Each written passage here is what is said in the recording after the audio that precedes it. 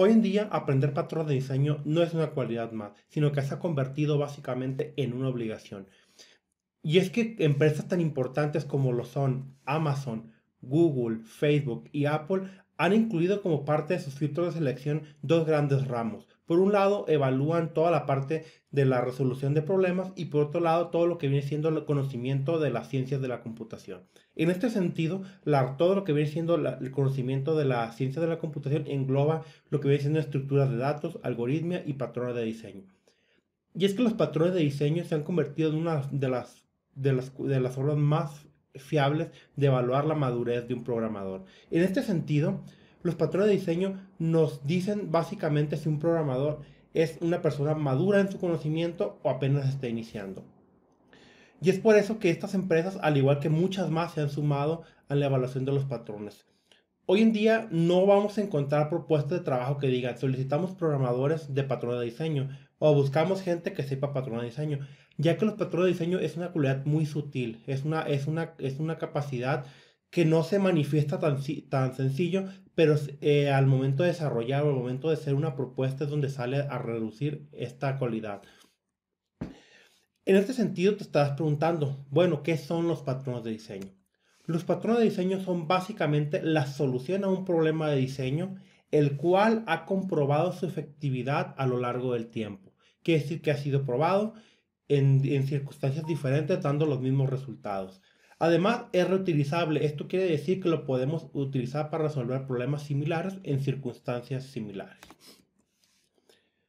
¿De dónde vienen los patrones de diseño? Mucha gente se pensará que los patrones pues vienen de la ingeniería de software o vienen de los científicos de la computación. Sin embargo, nada de esto es cierto. Los patrones de diseño tienen su origen en la arquitectura, pero no en la arquitectura de software, sino más bien en la arquitectura de la construcción. Fue en 1979 cuando Christopher Alexander publicó un libro llamado A Pattern Language, el cual describía uno de los grandes problemáticas para construir, digamos, civilizaciones, construir ciudades. En este libro él planteaba cómo construir, por ejemplo, carreteras, cómo construir, digamos, las puertas, cómo construir el servicio público, bueno, la red de transporte público y entre una gran cantidad de cosas, ¿no? Él se dio cuenta que cada vez que era necesario construir algo, era necesario repensar nuevamente la situación. Por ejemplo, si él quería construir una calle, cada vez que tenían que construir una carretera o una calle, tienen que pensar dónde hacerla, cómo hacerla, cuántos carriles y en qué lugares. Ese tipo de problemas se repetían tan a menudo que llegaba a un desgaste. Entonces fue cuando él tuvo la idea de crear este libro describiendo los problemas de la construcción. En este libro él plantea las problemáticas esenciales y da una solución. También crea un lenguaje para expresar ideas arquitectónicas. Este lenguaje lo que hace es simplificar el vocabulario, de tal forma que en vez de referirnos a cosas muy extensas, la resumía en palabras muy concretas que pudiéramos entender. Por ejemplo, red de servicio público. Hoy en día decimos transporte público y sabemos qué es, sabemos que puede ser un metro, sabemos que puede ser un camión, sabemos que puede ser un tren, etcétera. Entonces, ya cuando escuchamos la palabra transporte público, no es necesario definir la palabra porque ya sabemos cuál es su significado. Y bueno, todo esto pues tuvo una influencia totalmente relativa con respecto a la arquitectura. A Pattern Language definió dentro de sus patrones tres grandes, digamos, puntos. Por un lado definió un vocabulario, una gramática y una sintaxis. Por un lado el vocabulario era el nombre que le daba a los patrones y el cual a su vez iba ampliando el lenguaje. Por ejemplo, si tú decías, me voy a subir al transporte, tomé el transporte público para llegar a mi trabajo. Ya con decir eso, y tú entiendes que él pudo haber tomado un camión, un metro, un tren. No tendrías que decir, tomé tomé un camión que es público y que tienes que pagar para subirte. Y no tienes que dar explicaciones de que ese camión, pues es del gobierno o que es concesionado y que solamente te subes pagando una cuota, ¿no? Por otro lado, define una gramática. La gramática describe el problema con términos muy simples, es decir, que cualquier persona sin conocimientos pueda entenderla. De tal forma que tú puedes decir, no, pues un transporte público son aquellos, digamos, camiones, trenes y autobuses que, digamos, proporciona el gobierno o digamos, los renta para dar servicio a la ciudadanía. Entonces, eso puede ser una gramática simple. Por otro lado, tiene la sintaxis, el cual describe, digamos, la gramática utilizando, digamos, ahora sí, el vocabulario. Quiero que analicemos la siguiente oración. He implementado un data source para conectarme a la base de datos y he utilizado un singleton para instanciarlo.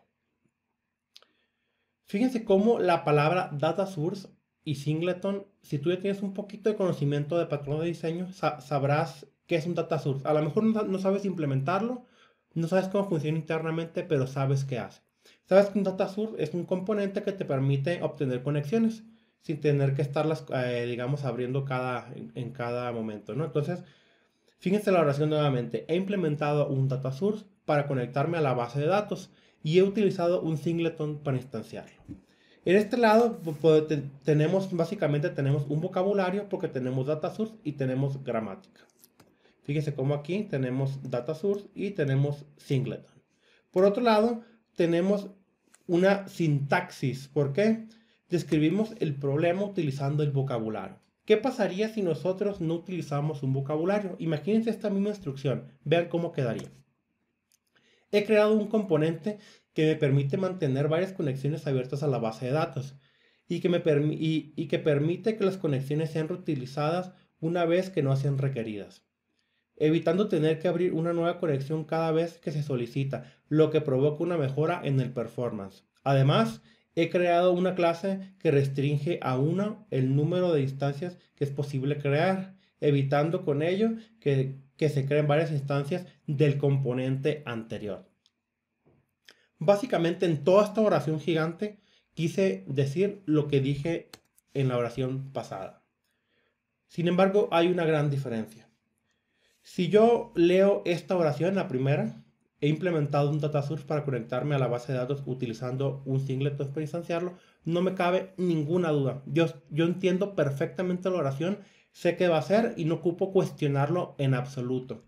Sin embargo, esta oración que es mucho más larga, me salen muchas dudas. Por ejemplo, si yo no conociera qué es un data source, yo le dijera, oye, pero ¿cómo te vas a conectar a la base de datos? ¿Cómo liberas las conexiones? ¿Qué pasa si una conexión se pierde? Y luego por otro lado tengo una sola instancia, pero puedes cuestionar, ¿y para qué quieres una sola instancia? ¿Cómo vas a evitar que se cree una sola instancia? Entonces, esta oración la podríamos discutir durante horas, perdiendo bastantísimo tiempo. Y por otro lado, fíjense cómo al final digo del componente anterior. Al no tener una gramática, no puedo hacer referencia a algo que ya existe. Entonces tengo que utilizar oraciones como estas que son medio redundantes porque el componente anterior, o sea, ahorita solamente estamos hablando, tenemos digamos básicamente dos párrafos. Tenemos este que describe el data source y este de abajo que describe el singleton. Sin embargo, si esta oración fuera mucho más grande, el componente anterior sería muy confuso. Entonces, fíjense cómo una oración tan sencilla que es esta puede dar muchísimo más significado que toda esta oración. Entonces, eso es lo que, digamos, Christopher Alexander describía en el libro de Pattern Language, ¿no? Era un lenguaje de patrones. Entonces, fíjense cómo todo esto se vuelve una enredadera, ¿no? Podemos discutir durante horas este significado, podemos tener dudas, reiterar y no llegamos a nada, ¿no? Bueno, ya una vez que conocemos la historia de los patrones, no patrones de diseño, sino patrones, vamos a ir aterrizando un poco el concepto ahora sí hacia patrones de diseño. Fue en 1987 cuando Ken Beck y Ward Cunningham, digamos, vieron el potencial que tenía el libro de Christopher Alexander y vieron la aplicabilidad que tenían todos los conceptos de Pattern Language con el software. Entonces, ellos en diversas, digamos, conferencias y estudios universitarios trataron digamos, de resaltar esto, ¿no? De ver la compatibilidad que había con lo que había escrito Christopher Alexander con patrones de diseño. Sin embargo, ellos no tuvieron mucho éxito. Sus trabajos y sus ponencias no fueron muy relevantes y no tuvieron el éxito que esperarían. Finalmente fue hasta 1994 cuando la famosa banda conocida como la Banda de los Cuatro o Gang of Four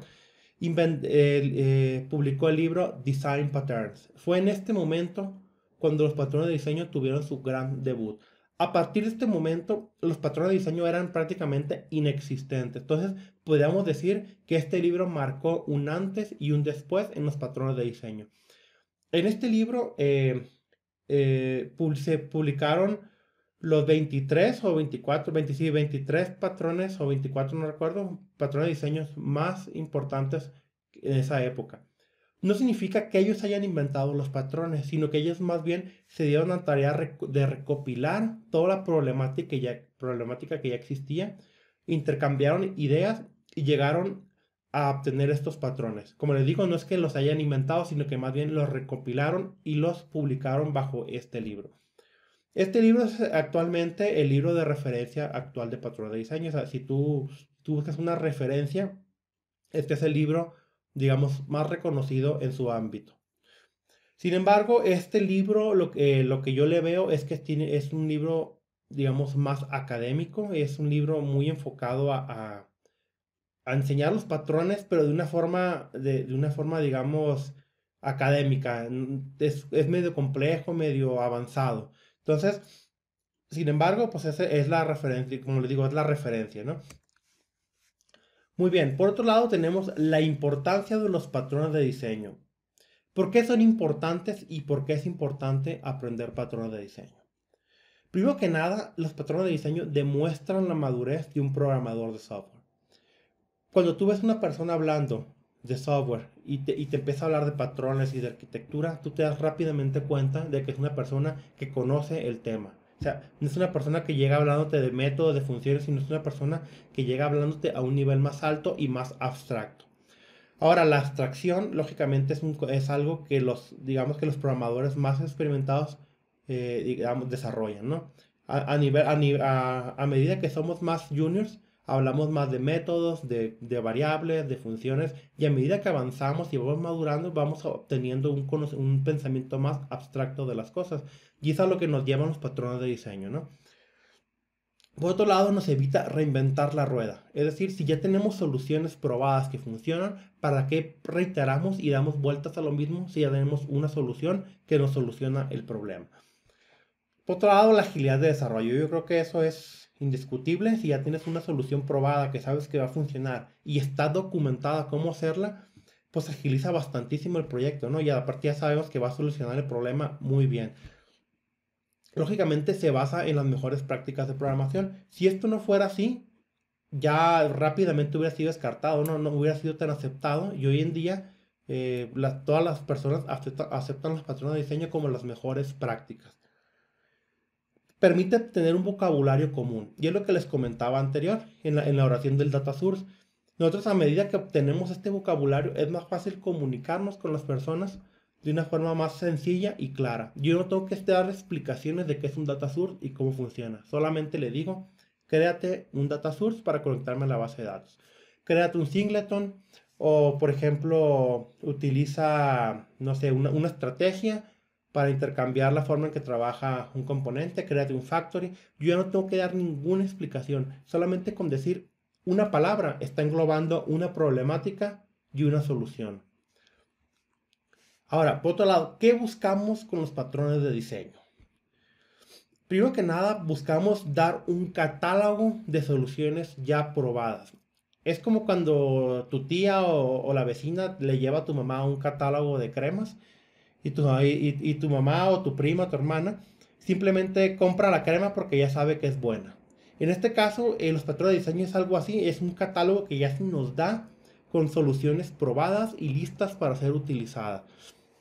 Por otro lado, evita la reiteración en la búsqueda de soluciones. Al saber que ya, digamos, al tener claro que un patrón soluciona un problema de una forma eficaz, no tenemos que pensarlo, simplemente los aplicamos y estamos seguros que va a dar una solución correcta. Por otro lado, crea un lenguaje estándar entre los desarrolladores, es lo que yo les decía también un poquito anterior. al decir una sola palabra, tú estás diciendo muchas palabras. Al decir DataSur, estás describiendo una problemática y una solución. Entonces, crea un lenguaje que todos los programadores van a entender. Por otro lado, facilita el aprendizaje de nuevas generaciones. Por ejemplo, si tú estás ahora viendo este video, es porque seguramente quieres aprender patrones de diseño. Entonces, los patrones de diseño pues van a ser, digamos, van a facilitarte a ti aprender nuevas características y poderte comunicar con otros programadores de una forma eficaz. Ahora, ¿qué no buscamos con patrones de diseño? Que es otra cosa importante. Primero que nada, no buscamos imponer una alternativa de diseño frente a otra. ¿Qué quiere decir esto? Que no estamos diciendo que un patrón tiene la solución definitiva a un problema. En este sentido, los patrones ahí están listos para solucionar un problema específico. Sin embargo, tú siempre podrías buscar una solución mejor. Ahora, por otro lado, imponer una solución definitiva a un patrón de diseño es muy parecido a lo anterior. Si esto fuera cierto, que un patrón es la solución definitiva a un problema de diseño, no tendríamos cosas como las arquitecturas REST, arquitecturas SOA. ¿Por qué? Porque en el pasado teníamos la arquitectura cliente-servidor que solucionaba el problema de comunicación entre un cliente y un servidor. Entonces, si eso fuera verdad de que un patrón de diseño es la solución definitiva, mataría toda la creatividad. O sea, ya no habría forma de pensar en nuevas soluciones y nos estuviéramos hasta atascados siempre en la misma solución. Y eso nos lleva al siguiente punto. Dice que no trata de eliminar la creatividad inherente al proceso de diseño. Y es lo que les comentaba anterior.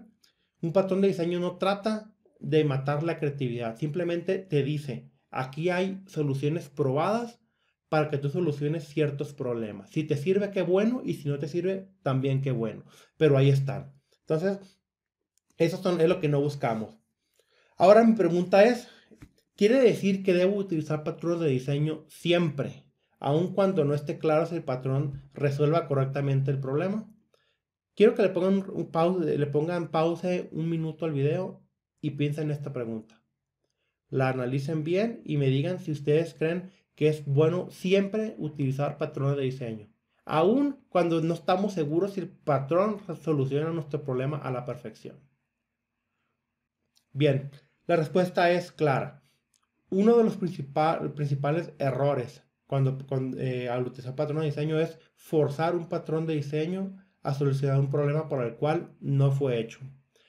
Mucha gente quiere forzar los patrones, quiere por ver su código elegante, quiere utilizar patrones de diseño, incluso cuando el patrón de diseño no es el correcto. Esto provoca dos cosas. Primero que nada, hace más complejo nuestro código y la otra es que el mantenimiento lo va a hacer brutal. ¿Por qué? Porque el patrón no fue hecho para solucionar el problema que estamos solucionando. Entonces, si no nos queda claro que un patrón soluciona nuestro problema, es mejor no implementarlo, porque podríamos caer en el error de implementarlo incorrectamente, haciendo que nuestro proyecto, en vez de hacerlo más sencillo, lo hacemos más complicado. Ahora, este es uno de los puntos más importantes para muchos de ustedes. ¿Cómo ayudan los patrones de diseño con el crecimiento profesional? Esa es una de las grandes preguntas que todo el mundo se hace cuando inicia en la programación, incluso en los patrones, ¿no? Porque mucha gente prefiere estudiar un lenguaje, por ejemplo, no sé, quiero aprender Java, Python, Ruby, React, Node, y deja a un lado los patrones, ¿no? Porque no le ven de repente ese beneficio inmediato, ¿no? Sin embargo, los patrones de diseño nos ayudan a madurar a un nivel más elevado, que es hacia la arquitectura de software.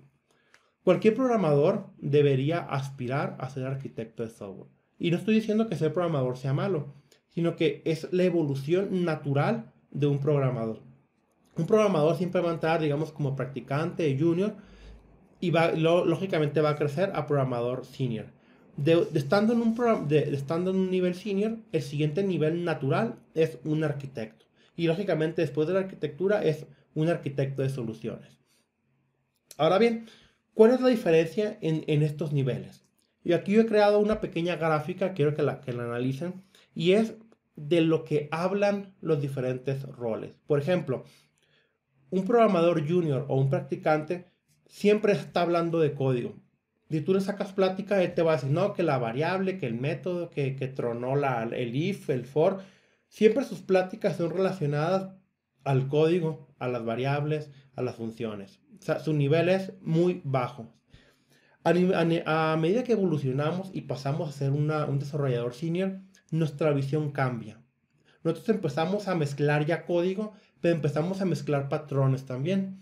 De tal forma que ya tenemos un nivel, un vocabulario más avanzado y podemos describir problemas con menos palabras. O sea, podemos hacer abstracciones de un problema.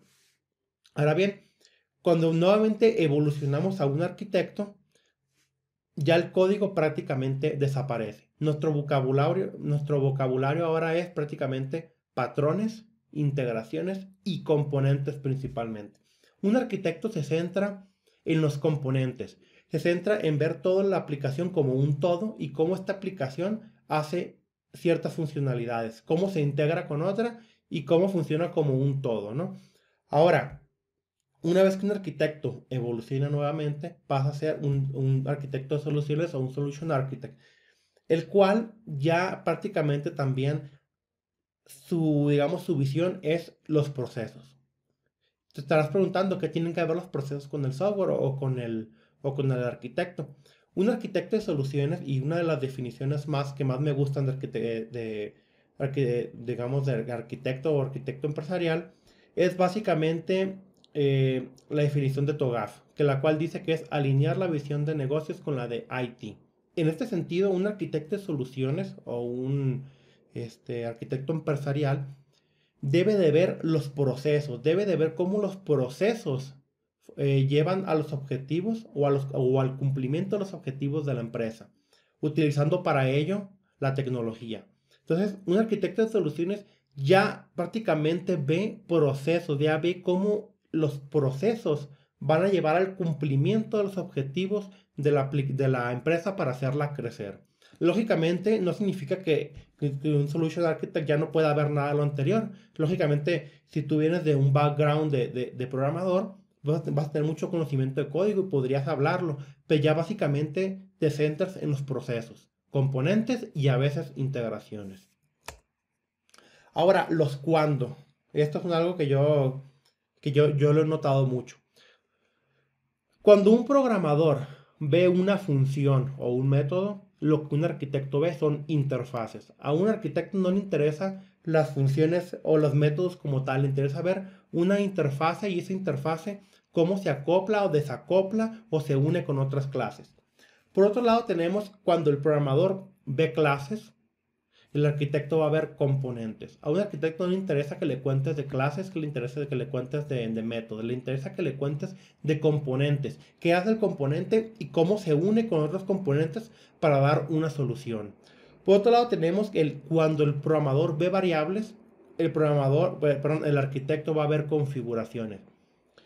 El programador siempre va a ver, por ejemplo, un string que es el idioma. Por ejemplo, si estamos en México, el ES español, y a lo mejor para el arquitecto lo que siempre va a ver son configuraciones. No le interesa ver variables, le interesa ver cómo la aplicación puede ser configurable para cambiar el idioma, cambiar el formato de la moneda, etc. Entonces, eso es a medida que tú vayas madurando, vas a ver este cambio. Por ejemplo, si eres un programador inexperto, probablemente hables mucho de métodos, hables mucho de clases y hables mucho de variables. Prácticamente todas tus pláticas se basan en estos tres conceptos. Si tú te das cuenta que cuando tú platicas hablas más de interfaces, de componentes y de configuraciones, es probable que tú ya estés más en el rol de arquitecto o estés madurando más como programador y estés a un paso de convertirte en arquitecto. Ahora, esta es sin duda la parte que más les puede interesar a muchos de ustedes, el tema de los salarios. Esta gráfica o esta encuesta yo la saqué de una de las encuestas más relevantes en América Latina, que es Software Guru. Ahora, esta gráfica tiene generalmente casi toda su encuesta en México. Ahora, si tú vives en España o Estados Unidos o en cualquier otro lado, los sueldos que ves aquí te pueden parecer ridículos. Sin embargo, no quiero que te centres en el sueldo como tal. Quiero que hagas una comparación del sueldo. Por ejemplo, si ves un sueldo de aquí, estoy viendo arquitecto de sistemas en 36,854 y lo comparas con seguridad informática, quiero que saques básicamente un porcentaje. Porque en tu país esto que vemos aquí lleva una correlación directa en casi todos los países. Por ejemplo, un arquitecto de sistemas generalmente gana más que uno de seguridad informática. Entonces, lo que quiero que veas aquí no es como tal los sueldos brutos, porque a lo mejor no van a corresponder con tu país e incluso pueden ser absurdos. Por ejemplo, estos sueldos en España o en Estados Unidos son ridículos, ¿no? Pero en México son sueldos promedios, ¿no? Entonces, lo que quiero nuevamente es que te centres en el porcentaje de las diferencias, porque esto va a ser casi correlativo en tu país. Ahora bien, por ejemplo, aquí tenemos una gráfica que es sueldos por puesto. Aquí lo que quiero que vean es cómo el arquitecto de sistemas o un arquitecto en esta gráfica la muestra como la posición mejor pagada en puestos de programación o de software directamente que implican desarrollo. Por ejemplo, yo aquí tengo arriba venta y preventa, pero estos no son puestos, digamos, tan relacionados con el desarrollo de software. La dirección, pues lógicamente sabemos que son mejores pagados, la consultoría de negocios, mejora de procesos, pero si se dan cuenta, estos no son roles o puestos de desarrollo de software. Entonces, aquí yo he marcado los que están íntimamente relacionados con el software. Se dan cuenta, arquitecto de sistemas es el puesto mejor pagado de todos. Incluso por arriba de Project Manager, arriba de Business Intelligence, implementación de RPs, de backend, frontend, seguridad informática y aseguramiento de la calidad. Por otro lado, tenemos la siguiente gráfica, que esta es la que más me interesa. Esta es las certificaciones más importantes de IT en el mercado actual. Tenemos certificaciones como las de Cisco, Android, PHP, tenemos certificaciones de Oracle, PCP, tenemos Six Sigma, Microsoft, tenemos Java, Linux, seguridad, Ethical Hacker, etcétera, ¿no? Quiero que se den cuenta que hasta acá arriba tenemos Enterprise Architect como la certificación mejor pagada de todas. Y por una diferencia bastante marcada. Por ejemplo, aquí yo tengo una media de 61.145 pesos, que vendría siendo más o menos unos, ¿qué será? Unos 30.000, no, pero unos casi $3.000 más o menos. Ahorita está casi a 20 el dólar, entonces, unos $3.000. Les digo nuevamente, sé que a lo mejor en tu país es ridículo, pero en México es la media, ¿no? Ahora bien, por ejemplo, certificaciones como COVID y TIL, fíjense cómo están brutalmente más abajo, o sea, es muchísima la diferencia. Certificaciones como PMP, que también son muy valoradas, está muy por debajo. Estamos hablando de casi 20.000 pesos, casi una tercera parte de lo que es apreciado un Enterprise Architect. Las certificaciones de Scrum incluso, que tenemos por acá, tenemos las de SAP. Entonces, quiero que se den cuenta cómo Enterprise Architect es la certificación mejor valorada y es a donde nos va a llevar los patrones de diseño. Entonces, ¿qué es lo que quiero que vean? Cómo a veces damos más importancia a aprender un lenguaje de programación, como es el caso de Java que tenemos acá abajo. Fíjense que la diferencia brutal. Estamos hablando de 34 contra 61. Ahora, esto es una media. Yo les garantizo que el sueldo para muchos es mucho más alto que esto. Entonces, depende de ti alcanzar un sueldo más bajo o más alto que la media. Ahora, por ejemplo, tenemos, no sé, por ejemplo, Android que tenemos acá abajo. Entonces, fíjense cómo a veces invertimos en algo que creemos que nos va a dar mejores frutos que patrones de diseño. Entonces, a veces creemos que aprender un lenguaje, aprender una tecnología, va a ser perdón por la palabra, no la puedo pronunciar, redituable que aprender patrones. Entonces, ahora, patrón de diseño como tal, es lo que les comentaba, no es que te vaya a dar dinero inmediato, sino que es un proceso de maduración que te va a llevar a ser arquitecto. Ahora bien, vamos entrando un poquito más en materia. Vamos a hablar de los tipos de patrones de diseño.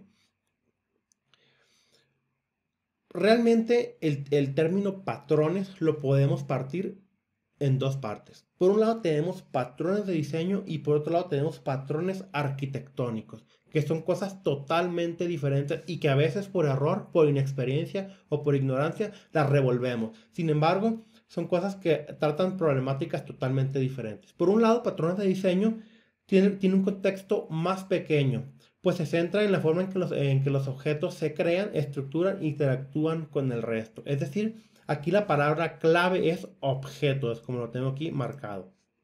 Objetos. Objetos es la palabra clave en los patrones de diseño. Nos centramos en cómo los objetos son creados, cómo se interactúan, cómo se relacionan, etc. Siempre objeto con objeto. En cambio, cuando hablamos de patrones arquitectónicos, dice afecta la forma de trabajo de todo el componente. Impone restricciones, así como la forma en que se comunican con otros componentes. Si se dan cuenta, aquí la palabra clave es componentes. En un patrón arquitectónico lo que nos interesa es ver a alto nivel cómo funciona una aplicación. Nos interesa ver componentes, cajas negras y cómo estas cajas hacen una funcionalidad y esta caja cómo hace otra funcionalidad y luego cómo se unen para dar una solución al negocio. Fíjense bien, al negocio, no a IT. O sea, cómo esta aplicación está dando un beneficio para que el negocio funcione. Ahora, si nosotros le damos un zoom a lo anterior, vamos a ver que existen tres tipos de patrones de diseño, o más bien tres clasificaciones de patrones de diseño. Tenemos creacionales, estructurales y de comportamiento. Por un lado, los creacionales se centran en la forma en que los objetos son creados. Este tipo de patrones se trata de evitar al máximo que el programador utilice la operación new. ¿Por qué? Porque new puede ser peligrosa. Hay que evitarla. Entonces, en creacionales encapsulamos la creación de los objetos en componentes que nos permitan gestionar la forma en que los objetos son creados. Como les digo aquí, la palabra clave es new. Hay que evitar que el programador utilice new para crear un objeto. Ahora, por otro lado tenemos los estructurales, que estos van enfocados a cómo los objetos son estructurados, agrupados o incluso cómo un objeto contiene a otro. Entonces, generalmente lo que hace es que facilita la estructura y la lectura e incluso cómo las aplicaciones trabajan. ¿Por qué? Porque hace más sencilla trabajar con los objetos. Ahora, por otro lado, tenemos los de comportamiento, que viene siendo la clasificación que más patrones tiene. También pueden ser los más complejos. Define la forma en que los objetos deben de comportarse en tiempo de ejecución. En este tipo de patrones, lo que hacemos es generamos, digamos, componentes que deben de comportarse de cierta forma en tiempo de ejecución. Por ejemplo, a lo mejor en tiempo de compilación o el developer experience, pues ahí no hay tanto beneficio porque realmente son clases, tenemos interfaces, pero no hacen nada. Sino que en tiempo de ejecución es cuando vemos los beneficios. Ahora bien, por otro lado tenemos los patrones arquitectónicos. En los patrones arquitectónicos tenemos una gran variedad de clasificaciones. Aquí solamente puse 3 por nombrar algunas, pero como no es nuestro tema en este momento, no quise ampliarlo mucho. Por un lado, tenemos patrones de integración, de seguridad, web, entre otro gran número de clasificaciones. Pero como les digo, no es el objetivo de esta clase, entonces lo vamos a dejar, e incluso a lo mejor en otra ocasión podemos hablar de ellos. Quiero que vean este gráfico. Este gráfico representa a un componente, el cual tiene dentro subcomponentes. Este componente, digamos, tiene 3 subcomponentes. Implementó un singleton, implementó un factory method, implementó un composite. Los 3 son patrones. Pero imagínense que estos de aquí, que ven ustedes aquí marcados, son subcomponentes del componente principal. Ahora, quiero que vean lo siguiente. Quiero que, déjenme aquí más borrar esto. Quiero que imaginen lo siguiente. Imagínense que yo elimino o hago que falle este componente. Si yo hiciera que fallara este componente, seguramente este va a fallar. Es lógico porque tiene una dependencia directa. De hecho, aquí la flecha lo indica.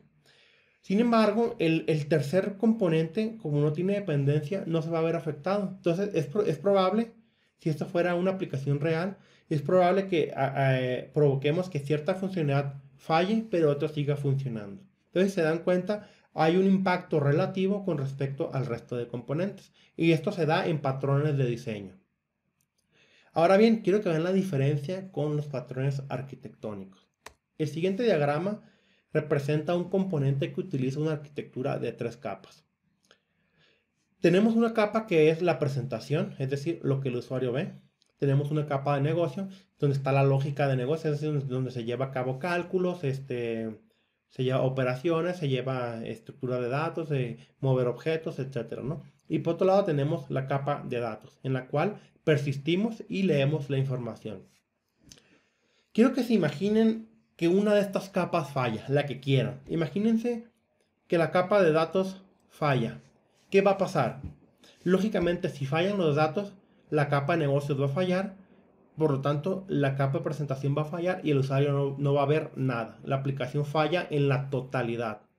Ahora bien, imagínense que falla solamente la capa de negocios. Listo. ¿Qué va a pasar? La capa de presentación va a intentar leerlos, va a intentar realizar operaciones. La capa de negocios va a fallar, por lo tanto la capa de presentación va a fallar y el usuario no va a ver nada. El usuario se ve totalmente afectado. Por otro lado, imaginémonos ahora que simplemente falla la presentación y todo lo demás funciona bien. ¿Qué va a pasar? Nuevamente el usuario no va a poder ver nada porque la capa de presentación falló. Entonces, esto que están viendo acá es un patrón arquitectónico. Fíjense cómo tiene un alcance global y el hecho de que falle el patrón arquitectónico provoca que todo el componente colapse. Entonces, en este sentido, los patrones arquitectónicos tienen un contexto global del componente o casi global. Y esa es la diferencia que hablábamos entre patrones de diseño y patrones arquitectónicos. Patrones arquitectónicos se centran en los objetos y los patrones arquitectónicos en los componentes. Ahora yo les hago una pregunta. ¿Qué tipo de patrón es MVC? Te pido que le pongas pausa un minuto al video y pienses un momento. Si no sabes qué es MVC, es el patrón modelo vista controlador, que es muy utilizado, por ejemplo, con Strut, Spring, con... bueno, no recuerdo qué más. Por ejemplo, tenemos ASP.NET o varios frameworks, ¿no? MVC. Imagina nada más como una pista qué pasaría si el módulo o la librería de MVC fallara. Imagina qué pasaría con la aplicación y con eso vas a determinar qué tipo de patrón es MVC. Te voy a dar un minuto, ponle pausa y piénsalo bien. Bien, MVC, a diferencia de que muchos creen, MVC es un patrón arquitectónico. MVC tiene un impacto global sobre la aplicación. Si tú quitas MVC, la vista no se va a poder comunicar con los controles y los controles con el modelo. Lo que va a provocar es que todas las piezas independientes dejen de comunicarse y toda la aplicación falle, absolutamente toda.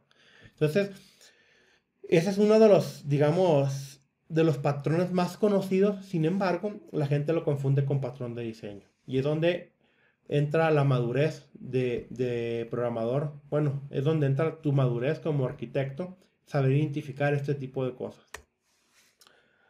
Bueno, por otra parte tenemos aquí la lista de patrones de diseño más utilizados, o bueno, los principales, ¿no?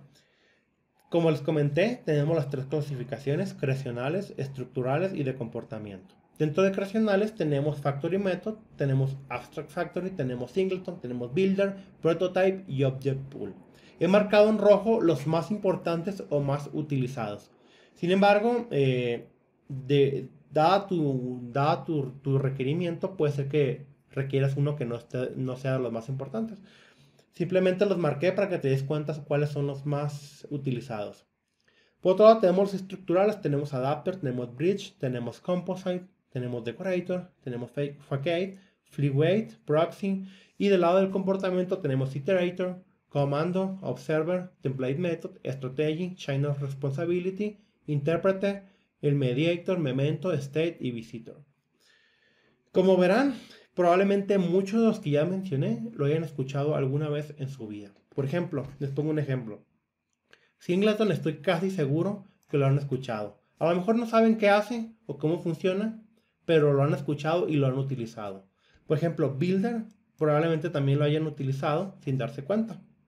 Por ejemplo, Object Pool, estoy casi seguro que lo han utilizado, el Object Pool, para obtener conexiones de la base de datos. Por ejemplo, tenemos ¿Qué otro pueden ser? Por ejemplo, los proxies. Los proxies tienen la magia de que muchas veces ni siquiera te enteras de que estás usando proxies. ¿Y dónde está la magia de este patrón? Por ejemplo, iterator. Estoy segurísimo que alguna vez has iterado una colección en Java o en Net y no te das cuenta. Por ejemplo, cuando le das iterator o haces un for sobre una colección, estás utilizando un iterador. El observer es, si has trabajado con interfaz gráfica, es prácticamente obligatorio utilizar observer. Por ejemplo, si estás desarrollando web y creas un botón, el famoso onClick es un observer. Estás registrando digamos, un listener o un escuchante que está observando qué pasa con un botón. Entonces, cuando le das clic, el observer lo que hace es que manda a llamar a todos los que están escuchando y hacen una acción. Por ejemplo, ¿qué otro? El intérprete, bueno, a veces lo utilizamos sin darnos cuenta. Por ejemplo, cuando tiramos una consulta SQL, a lo mejor ni nos damos cuenta, pues estamos utilizando un intérprete por abajo que interpreta nuestra instrucción. Bueno, ya para ir cerrando esta plática, los quiero invitar a que descarguen la chuleta definitiva de patrones de diseño, la cual la pueden descargar en la página patronediseño.com, que es la página de mi libro. Ahí la pueden descargar, es totalmente gratis. Es una chuleta que contempla los 25 patrones de diseño, incluye el diagrama de clases, el diagrama de secuencia y la descripción paso a paso de cómo funciona. Si estás aprendiendo patrones, te lo recomiendo totalmente. Que la tengas, la imprimas y la compartas con tus amigos, ¿no? Finalmente, pues los quiero invitar a que le den una visita a mi libro, que lo pueden ver en patronesdediseño.com, el cual es un libro que habla del patrón de diseño, pero desde un enfoque práctico. Como ya les comenté, hay otros libros, está el del famoso Design Pattern, que es la referencia. Sin embargo, mi libro tiene una diferencia o tiene un sabor diferente. Yo quise enfocar mi libro a aprender patrones en ejemplos reales. Una de las principales problemáticas de aprender patrones de diseño no es aprender como tal el patrón de diseño. Por ejemplo, yo te podría poner un proyecto donde utilizo un patrón y estoy seguro que lo vas a entender. Lo vas a leer, vas a saber qué hace. El principal problema de aprender patrones de diseño es identificar dónde un patrón puede ser aplicado. En ese sentido, otros libros lo que hacen es te enseñan a hacer pizzas, te enseñan a hacer figuras geométricas, animales que ladren y maullen. Entonces, ese tipo de ejemplos, si bien te van a enseñar los patrones de diseño, va a hacer que sea muy difícil para ti identificar más adelante dónde utilizar los patrones de diseño. Y mi libro va enfocado a eso, te enseña cómo identificar y cómo aplicar los patrones de diseño en proyectos reales, en problemáticas reales. Y bueno, con eso estamos cerrando. Te agradezco nuevamente que estés aquí conmigo. Y bueno, si te gustó, si te ha gustado esta plática, pues te invito a recomendarla, a compartirla con tus amigos. Y bueno, pues nos vemos en el siguiente video, en la siguiente clase. Hasta luego. Bye. Hey, ¿qué tal? ¿Te gustó este video y quieres aprender más de patrones de diseño? Te recuerdo que este video que estás viendo a continuación es solamente una introducción del curso completo de patrones de diseño, el cual imparto en Codemine. Recuerda que si quieres ver este curso completo, te dejo aquí en la descripción de este video la liga para que accedas. Así que continuemos con este video.